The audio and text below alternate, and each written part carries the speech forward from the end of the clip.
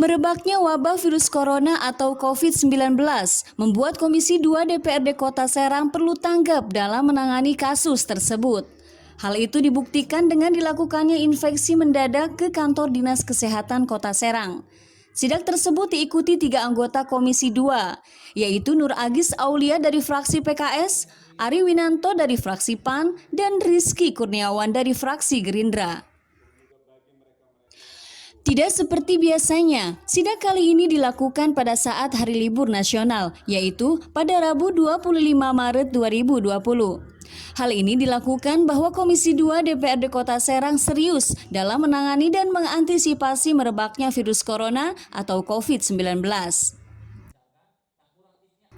Pertemuan tersebut selain dihadiri 3 anggota Komisi 2 DPRD Kota Serang, turut hadir Kepala Dinas Kesehatan Kota Serang Dr. Haji Iqbal, serta jajaran lainnya seperti perwakilan UPT Puskesmas se-Kota Serang, juga tim gerak cepat krisis center COVID-19. Melalui sidak tersebut, Komisi 2 bersama Dinkes telah menyepakati langkah-langkah preventif dalam upaya penanganan COVID-19, seperti mengajak masyarakat untuk membiasakan pola hidup sehat. Ya, jadi hasil pertemuan antara Komisi 2 dengan Dinkes dan unit krisis center COVID-19 di Kota Serang ini yang ada 2 strategi sebenarnya. Yang pertama adalah preventif dan yang kedua kuratif. Jadi kita menyepakati beberapa hal terkait usaha preventifnya adalah melakukan sosialisasi secara sistematis struktur. Jadi kader-kader kesehatan di Kota Serang itu akan dikerahkan untuk melakukan sosialisasi terkait tentang cuci tangan, etika batu, kemudian masker untuk orang sakit dan lain-lainnya. Terutama masyarakat rentan gitu, dan garda depan. Siapa masyarakat rentan di Kota Serang? Tadi lansia, kemudian yang garda depan, tenaga medis, kemudian keamanan gitu. Nah, kemudian yang kedua, ini jadi memang ini sudah berjalan penerapan social distancing di seluruh pelayanan puskesmas. Jadi puskesmas dipastikan tetap beroperasi, melayani, karena kan bukan hanya pasien COVID-19 aja, tapi ada beberapa pasien yang sakit, misalkan DBD dan segala macam, ini tetap dilayani, tapi menerapkan social distancing gitu. Antriannya, kemudian disediakan tempat cuci tangan, kemudian SOP untuk pelayanan secara khusus. Dalam upaya penanganan krisis center COVID-19, Kepala Dinkes Kota Serang Dr. Iqbal mengakui bahwa masih banyak keterbatasan yang dihadapi tim medis, seperti tidak terpenuhinya alat pelindung diri, masker, cairan disinfektan, dan hand sanitizer. Diskusi yang dibangun secara bersama-sama dengan Komisi 2 dengan Dinas Kesehatan, kita pastikan bahwa pelayanan COVID ini yang selama ini muncul masalah kekurangan sarana prasarana pelayanan kesehatan seperti alat pelindung diri, seperti masker, seperti cairan-cairan desinfektan.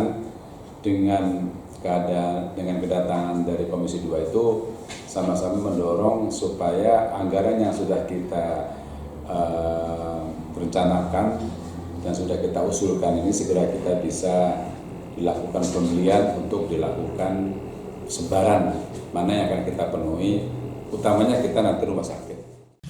Sebagai upaya memenuhi kebutuhan Dinkes Kota Serang dalam penanganan kasus tersebut, DPRD Kota Serang melalui Komisi 2 akan berusaha terus membantu hingga dilakukannya pergeseran anggaran.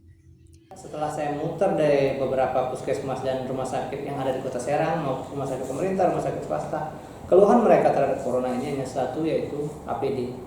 Jadi tugas kita, saya hari ini langsung kumpulkan ke Dinas Kesehatan untuk segera memfasilitasi dimanapun APD ini ada, pergeseran segera kita lakukan, dan semoga dalam 1 atau 2 hari ini dana itu segera turun dan bisa dibelanjakan untuk pembelian APD dan segera didistribusikan.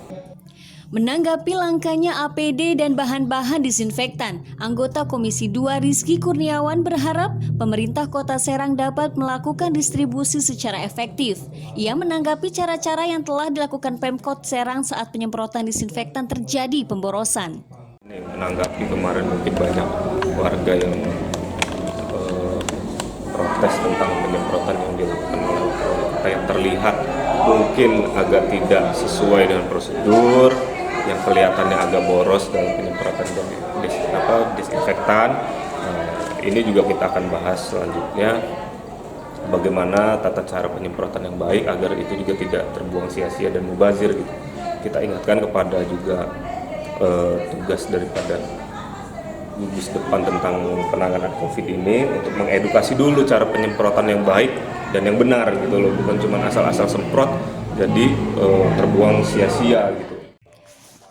Dengan dibukanya posko krisis center COVID-19 Dinkes Kota Serang, Komisi 2 DPRD Kota Serang berharap tim gerak cepat krisis center tersebut dapat memaksimalkan pelayanannya terhadap pasien atau warga yang melakukan konsultasi dan pemeriksaan.